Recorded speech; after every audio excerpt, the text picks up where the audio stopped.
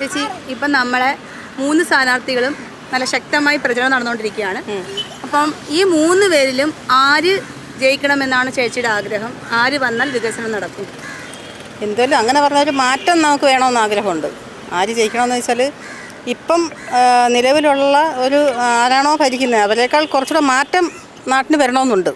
അത് നല്ലതായിരിക്കണമല്ലോ. അതാരായാലും അങ്ങനെ കഴിവുള്ളവർ വന്നാൽ കൊള്ളാം. ആരാന്ന് നമുക്ക് വ്യക്തിപരമായിട്ട് പറയാൻ പറ്റത്തില്ല. അത് നമ്മളെ ഒരു ഇതല്ലേ. ഇടതുപക്ഷം ആര് ജയിച്ചാലും അർഹതപ്പെട്ടവർക്ക് കിട്ടാനും അത് കിട്ടണം. അത്ര മാത്രമേ എനിക്ക് പറയാനുള്ളൂ. ഞാൻ ഈ തുടർ ഭരണം ഇനി വരരുത്. അതായത് കമ്മ്യൂണിസ്റ്റ് പാർട്ടി ഇനി വേണ്ട എന്നുള്ള രീതിയിൽ. അത് കമ്മ്യൂണിസം അല്ല, തുടർ ഭരണം നമുക്ക് ആപത്താണ്.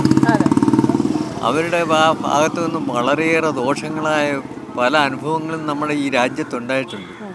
തീർച്ചയായിട്ടും. ആ പാർട്ടിയെ സംബന്ധിച്ചുള്ള ഒരു കേസ് വന്നാൽ അവരതങ്ങ് ഒതുക്കി തീർക്കും. അവർക്ക് വിരോധമുള്ള ഒരു പാർട്ടിയുടെ ഒരാളാണെങ്കിൽ അവനെ എന്തെല്ലാം ചെയ്യാവോ ആ രീതിയിലെല്ലാം ചെയ്യും. പിന്നെ സാമ്പത്തികമായിട്ടായാലും സാമൂഹികമായിട്ടായാലും എല്ലാം തകർച്ചയിലല്ലേ വരുന്നത്. എന്തെങ്കിലും മേന്മയുണ്ടോ? ഇല്ല. കഴിഞ്ഞ 10 വർഷമായിട്ട് നമ്മളതാ കണ്ടുവരുന്നത്.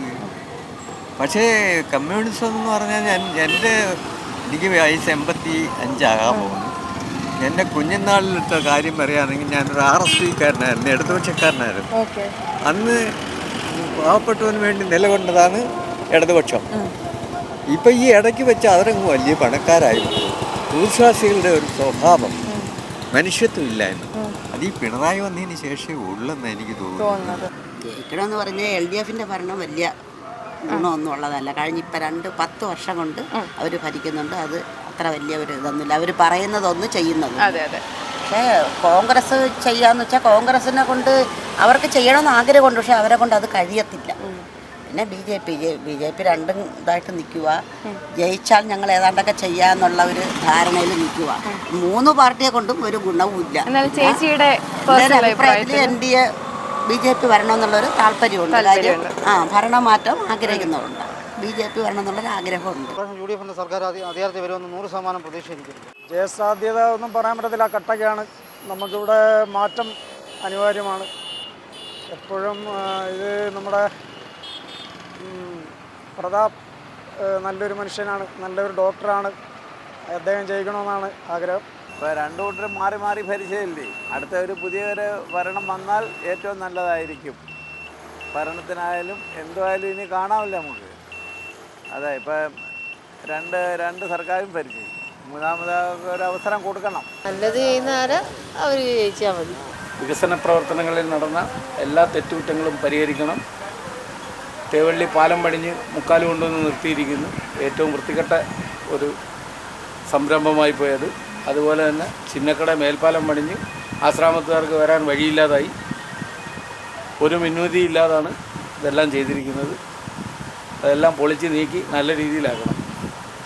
അല്ല, അങ്ങനെ തുടർന്നാലല്ലേ നടക്കത്തുള്ളൂ. വേറെ കോൺഗ്രസോ BJP ഒന്നും വരണം എന്നില്ല. കോൺഗ്രസ് വന്നാലും നല്ലതാ.